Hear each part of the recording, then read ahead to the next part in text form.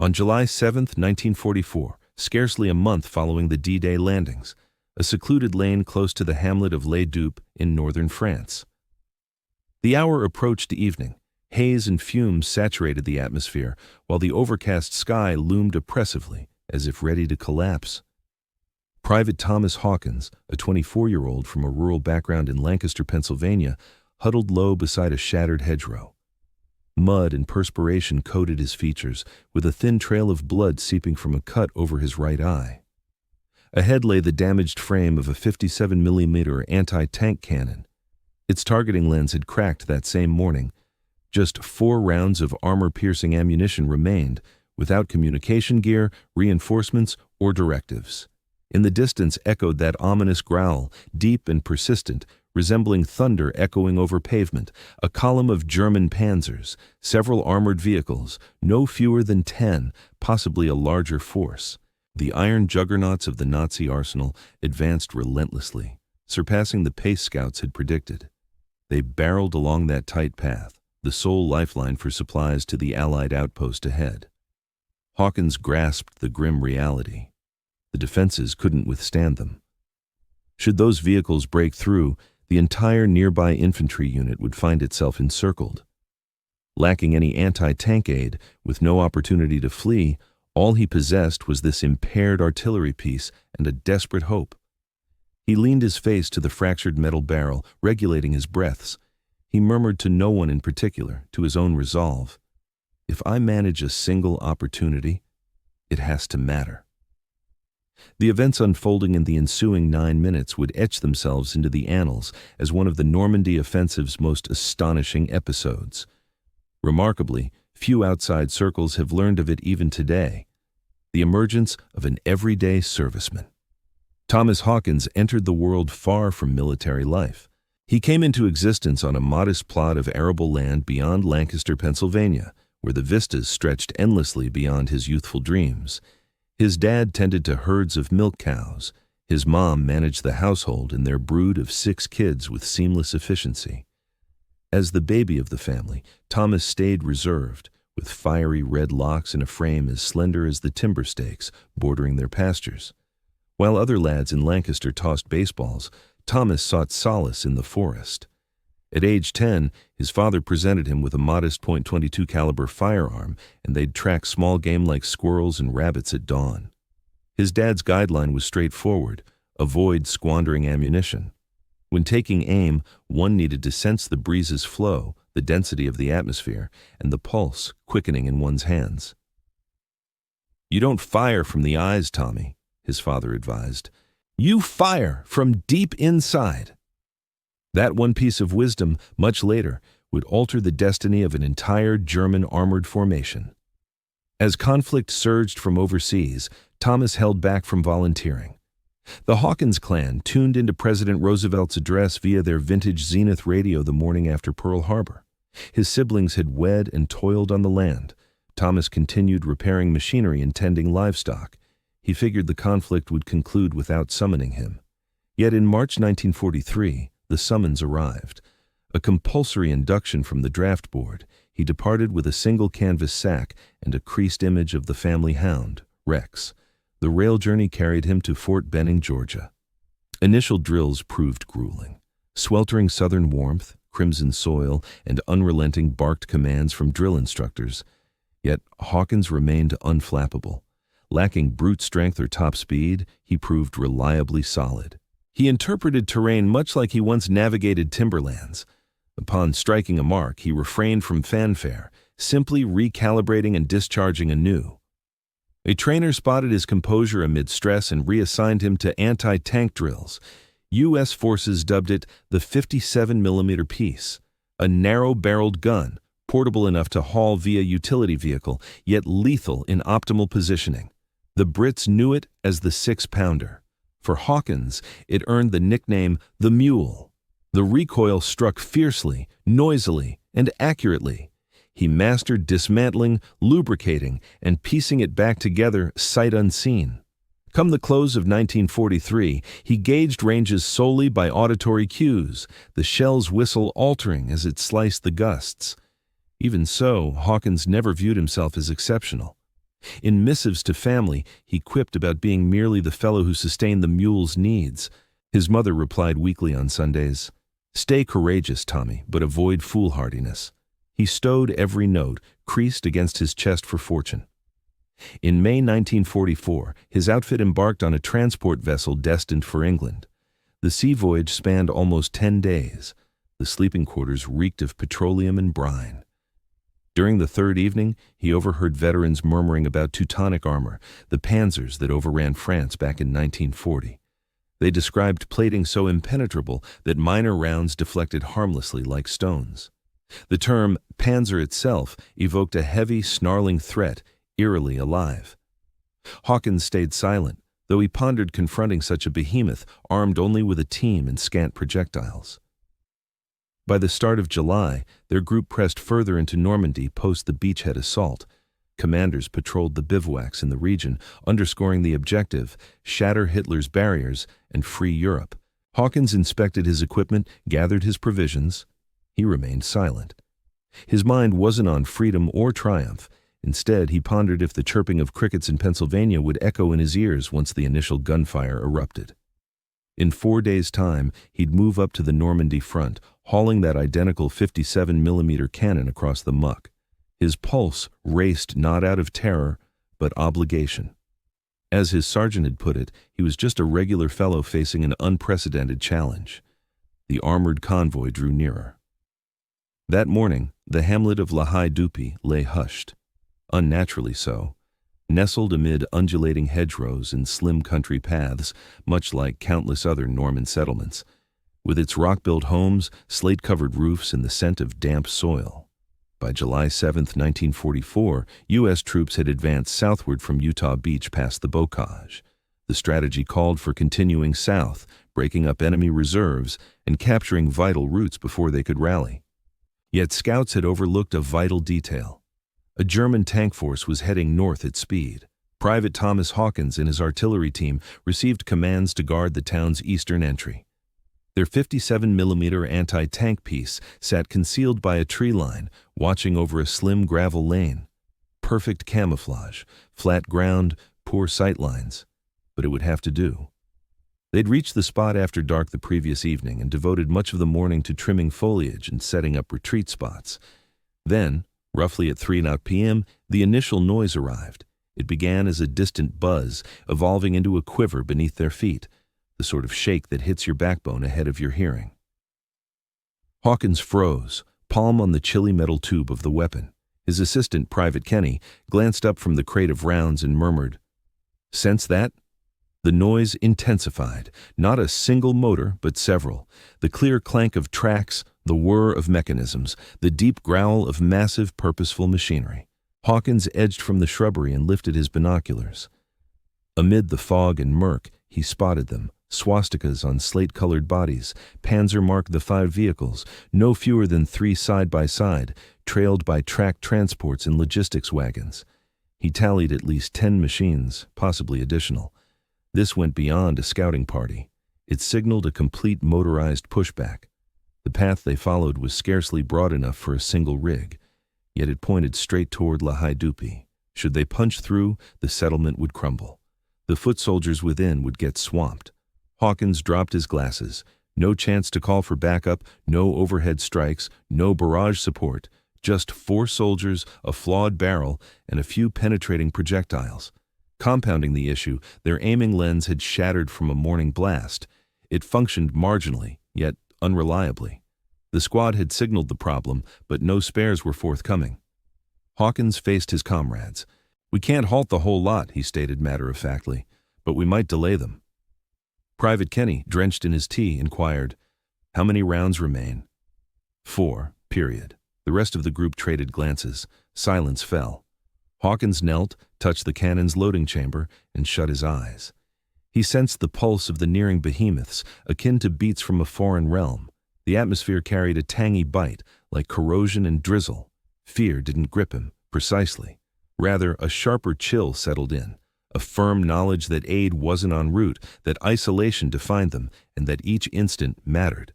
The frontmost Panzer emerged, no holding back for commands. Private Thomas Hawkins had yet to unleash the 57mm anti-tank gun in actual battle. Until this instant.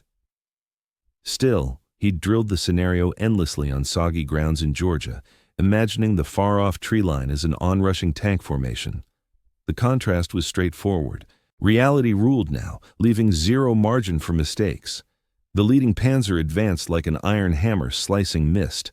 A Mark V, the backbone of German tank units, 30 tons of metal, armed with a 75mm swift-firing gun and plating robust enough to deflect rifles in minor blasts, built to sow dread. And it succeeded. Private Kenny hunched over the ammo container, his covered fingers shaking as he hoisted the initial piercing round. Hawkins braced the gun, striving for alignment despite the flawed optic. Peering along the tube revealed only blur. He shifted right, off still.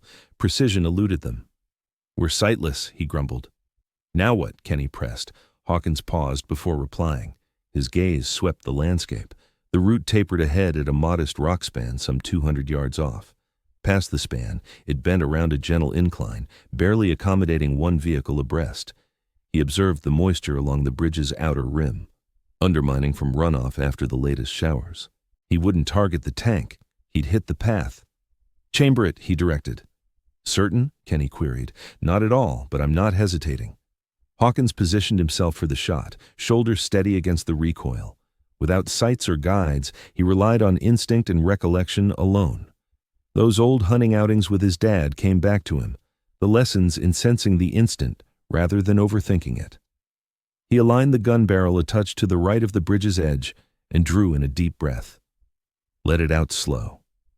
Then pulled the trigger. The artillery bucked fiercely, the force driving into the ground. For an instant, silence, followed by the hit. The projectile slammed right of the bridge's base pillar, splintering the rim. Stone fragments flew out and the roadway's soil gave way under the strain. Not a total breakdown, but sufficient damage. The route was now split, rough, and risky for anything bigger than a light vehicle. The front tank spotted the hazard too late. Its operator hit the brakes desperately, yet inertia propelled it onward. The right track slid across the unstable brink, tipping the beast just far enough to unbalance it. The hulking contraption screeched to a stop, listing at an odd angle, fully obstructing the passage. In its wake, pandemonium erupted. The next two tanks braked sharply. One veered off, sliding into the gully. The last one stopped barely in time, shattering their formation. Even worse, the group was now jammed together, vulnerable, and pushing ahead with no room to turn. Hawkins glanced at Kenny. "Hand over the next round." This shot, he skipped the tanks entirely. Instead, he targeted the fuel lorry trailing the column. He let loose. The blast came immediate and massive. Fire leaped 20 feet skyward. The vehicle shattered like dry timber, doused in oil. The inferno's glare seared the eyes. Debris ripped into surrounding machines. A half-track ignited next, its munitions cooking off. Chain reactions shook the landscape, plumes of black rising high. Within under 60 seconds, the armored advance had devolved into a snarl of metal and blaze. Kenny stared, stunned. "Damn, Tommy!" Hawkins kept his face grim. He was grabbing for the following round already. His only words, "Not over yet." Mastering disorder. Fog from the fires draped the area like a veil. Blazes flickered over the wrecked truck's debris. The formidable German armored thrust was no longer linear. It had knotted up, entwined, aflame, disoriented. Private Thomas Hawkins refused to pause. He understood the peril of premature triumph. The next round dropped in. Kenny sealed the breach with a clang and crouched low. "Where to?" Kenny queried. "That one attempting to swing about?" Hawkins confirmed. A Panther tank, streamlined, thickly plated, superior to the usual Mark V, had reversed into an open spot trying to escape the trap. It alone had space to rotate. Should it break free, it might circle behind the U.S. Positions or summon backup. Hawkins tweaked the gun's angle, estimating height and range from feel. No words needed. He fired. The 57mm round streaked through the haze and clipped the Panther's aft plating. It didn't obliterate the machine, but crippled its power plant. Thick fumes poured from the rear. The vehicle jerked ahead a bit, then stalled dead. Panic gripped the Germans now. Commands rang out in their tongue from the vehicles. Troops bailed out, scrambling for shelter. Some unleashed volleys toward the woods, blindly hunting an invisible foe. The Yanks, merely 4 men hunkered by a damaged gun, with a handful of rounds and shrinking concealment. Yet Hawkins held what they lacked: command of the tempo. Each discharge compelled their response. Every pause, every detonation, every hint of uncertainty among them, he dictated it all. "Round 4, Hawkins called. Kenny paused. "That's our last after this one." "Make it matter, then." He swung the barrel to the roadway's heart, where a pair of tanks had jammed broadside in the frenzy. One had veered to dodge the fiery ruin, but snagged its mate. Their tracks meshed, an ideal mark. The gun roared once more. Here, the round struck beneath the lead Mark V's turret. Flames and sparks erupted from below. The rig shuddered hard, then went still. No big boom, but it was finished, immobilized, a 50-ton carcass smack in the hot zone. For the first stretch since the trap sprang, Hawkins caught an unfamiliar sound. Quiet, no motors growling, no frantic yells, only the snap of flames, the bursts of heating rounds, and the settling creak of metal. The Panzer force lay stalled, trapped amid a fallen span, smoldering hulks and sealed paths. The dreaded German steel surge had frozen into a static boneyard, though Hawkins stayed alert. He rose cautiously, eyes sweeping the distance. Unease gnawed at him, too smooth, too still. Then he spotted it. A single Panther, undamaged, crept ahead via the distant left woods. It advanced stealthily, softly, hugging the foliage like a... The beast had spotted the flash from Hawkins' weapon and was zeroing in on him, just 1 round remaining. The remaining Panther advanced like a hunter on the prowl, methodical, stealthy, calculated. Its turret hugged the ground, swiveling as it slunk through the tree line, hunting the origin of the surprise attack. Hawkins clocked its path. It wasn't sticking to the primary route. Instead, it was climbing the eastern ridge, aiming to outmaneuver him from elevated terrain. "Tommy, it's closing in," Kenny murmured. "Got eyes on it." Hawkins forced steadiness into his tone, though an icy dread knotted in his chest. They'd expended their final trio of rounds earlier, forging a barrier of flames and shrapnel, yet here they were, down to this desperate stand. A lone projectile in the box. One chance, no reinforcements, no margin for mistakes, no opportunity to shift spots. The Panther would gain line of sight in less than 60 seconds, and its 75mm high-velocity gun could shred foliage, fortifications, or flesh with effortless power. Hawkins hunkered beside the ammunition crate, hefted the final round, and hesitated. It weighed more than the rest, not in mass but in burden. The essence of their dwindling hopes rested within that single projectile. He glanced at Kenny, who stood rigid, fingers quivering. "You holding up?" Hawkins queried. Kenny dipped his head, though his mouth was pressed thin. "Load it up." The cartridge eased into the breech. The mechanism slammed closed. The artillery was primed. The foe was too.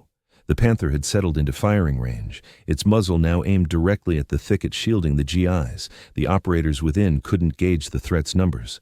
It might be an entire platoon for all they knew, but they'd learn the truth swiftly. A twig cracked. Then echoed the noise Hawkins dreaded most. The faint mechanical whir of the Panther's turret aligning.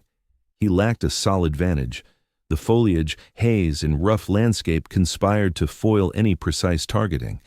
But a recollection surfaced, chasing squirrels alongside his father. Moments when the crosshairs failed because the prey darted too near or too swiftly. His dad's counsel resurfaced, soft as smoke from a discharge. "You don't target with your vision, Tommy. You target with your instincts." He let the thought anchor him, then knelt, tweaking the barrel by sensation alone. No optics, no guides, pure intuition. He breathed out steadily, sensed the earth under his soles, the vibration humming through the atmosphere, the hush preceding a storm, and pulled the trigger. The discharge roared like thunder, tearing the heavens for an instant. Quiet followed, then collision. The projectile struck the Panther's port track, pierced the side plating, and shattered the power plant. The machine wailed, a harsh, agonized grind, before the turret tipped over and the hull ground to a halt. No fireball erupted. It was a kill by accuracy alone. Kenny sank to the ground, chuckling in disbelief. "You nailed it, Tommy. You nailed it." But Hawkins remained rooted. His grip lingered on the barrel, his gaze fixed on the smoldering husk that had almost ended them. For a fleeting instant, he permitted himself the hope that the fight was finished, that survival stretched to the coming hour, that 4 rounds and a shattered sight had shifted the momentum. Still, he understood the truth. In battle, victory arrives stained, the cost. Silence blanketed the field, no further blasts, no chains rattling over stones, just the far-off hiss of combusting diesel and the soft cries of injured soldiers, foe and ally indistinguishable. Haze wafted over the slim path like mist on water, weaving among the branches. Private Thomas Hawkins rose unsteadily, knees wobbling. Perspiration drenched his collar. Mud clung to his fatigues. His palm bore burns from the barrel's glow. His hearing buzzed from the final blast. Kenny huddled close, panting, searching for speech. "Tommy, you pulled it off," he rasped, tone fracturing. "You actually did. You halted them." Hawkins stayed silent, his stare held on the flaming hulks in the distance. Their gun, their lone defender, was spent now, a hollow tube of metal and quiet, yet it had fulfilled its role. The instant lingered. Moments dragged like lead. Then, without warning, a piercing metallic keen sliced the air. The telltale wail of approaching artillery shells. Neither soldier could respond in time before an enemy mortar struck 10 yards away. The detonation boomed like a tempest. Earth erupted. Fragments whistled through the breeze. Hawkins flew back. His frame collided with the soil in a dull impact. Limbs sprawled near the artillery. Crimson seeped from his flank. A sharp shard had ripped into his chest. Kenny lunged forward, seizing his arms. Tommy, hang on!" Hawkins' lids fluttered open, his vision blurred yet aware. He gazed at the overcast expanse above, infinite and somber, and struggled to form words. His mouth twitched, soundless. A weak rasp bubbled from his windpipe. Kenny clamped the injury, tears streaming. "Don't go, buddy, not like this. Help's coming. But Hawkins raised a shaky palm and brushed Kenny's sleeve for a brief touch. He tilted his head just a fraction toward the anti-tank gun, the barrel still emitting wisps of smoke, his gaze locked ahead. His lips parted once more, forming words so faint they were almost lost amid the echoes of the blaze. "Tell him we stood our ground." His eyelids remained open, unblinking, fixed intently, as if eternally vigilant. Kenny stayed by his side, clutching his comrade until the medical team showed up 20 minutes afterward. They discovered the weapon unattended, marked with streaks of blood, pointed unwaveringly at the location where the final Panther tank had met its end. Nearby lay Private Thomas Hawkins, motionless and hushed, his fingers loosely gripping the damaged firing mechanism as though he'd refused to release it. He hadn't fled, hadn't recoiled, hadn't yielded an inch, and he never witnessed the lives his actions protected once the haze cleared. When backup forces finally reached the area, the sun was dipping low over the gentle slopes of Normandy. The atmosphere hung heavy with ash.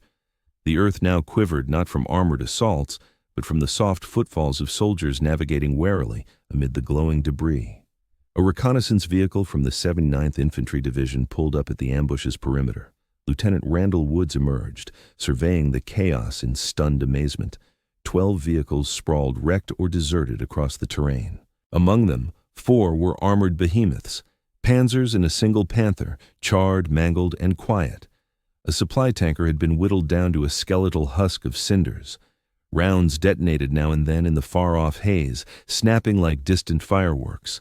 Corpses from both sides, German and American, were scattered over the landscape in a tense hush. Woods addressed his communications specialist. "This couldn't have been from the skies," he remarked.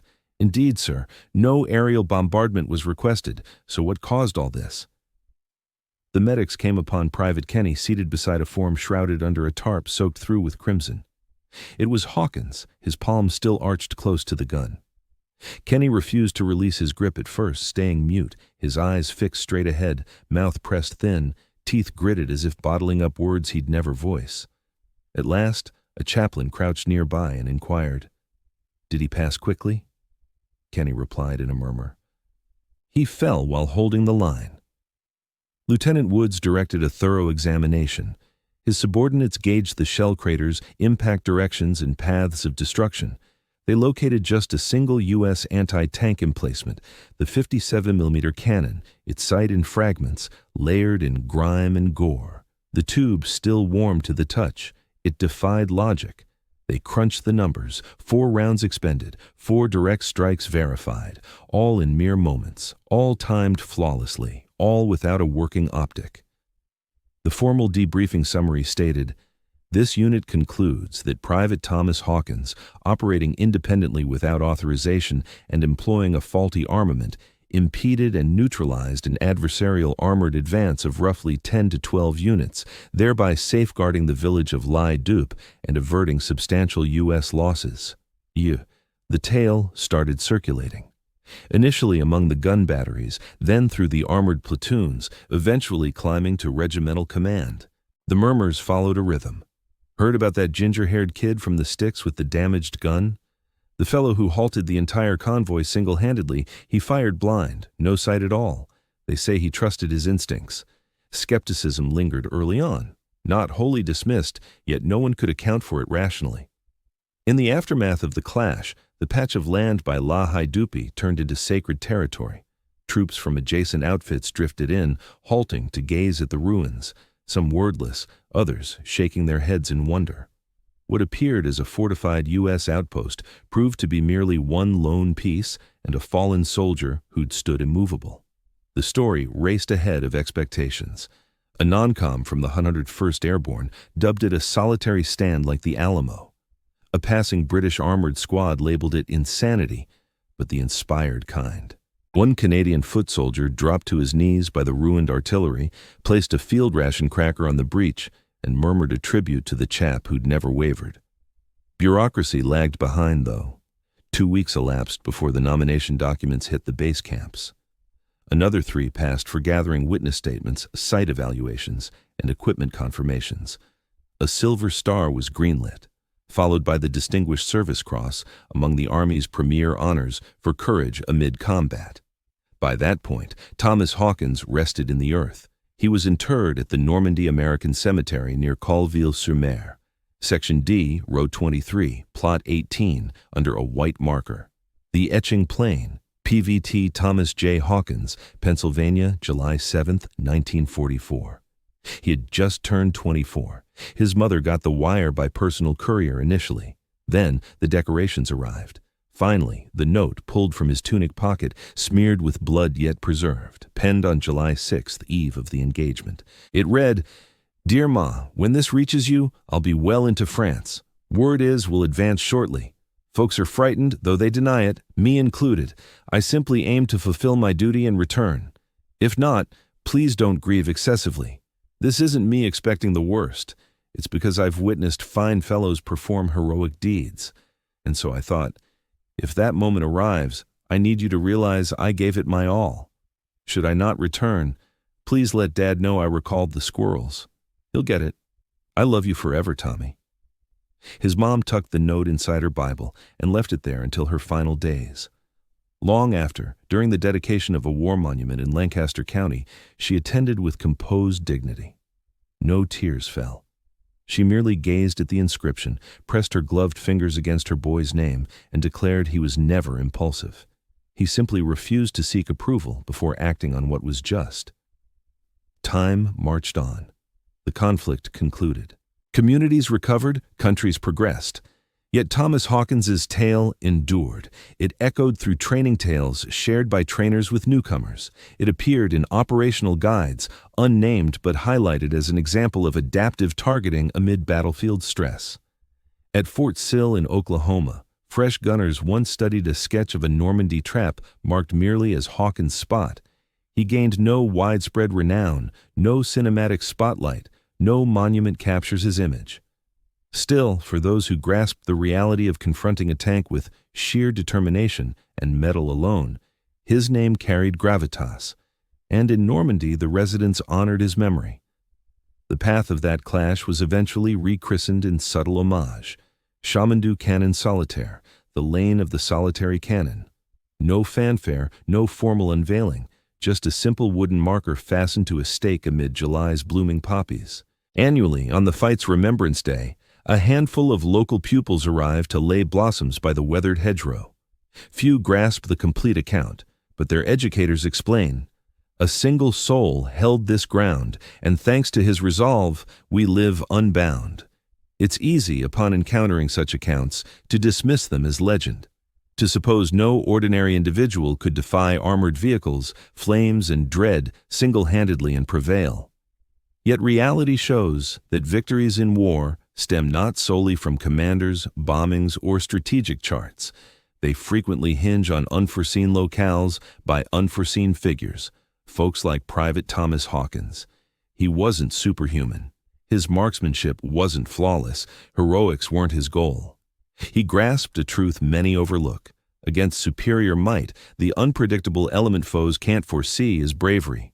His sight was damaged, his unit was dispersed, his firearm was obsolete, but his determination remained whole, unyielding.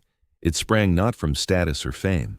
It arose from echoes of his dad's words, from Pennsylvania meadows, from a modest hunting gun, and from an ancient combat principle. Never squander your round.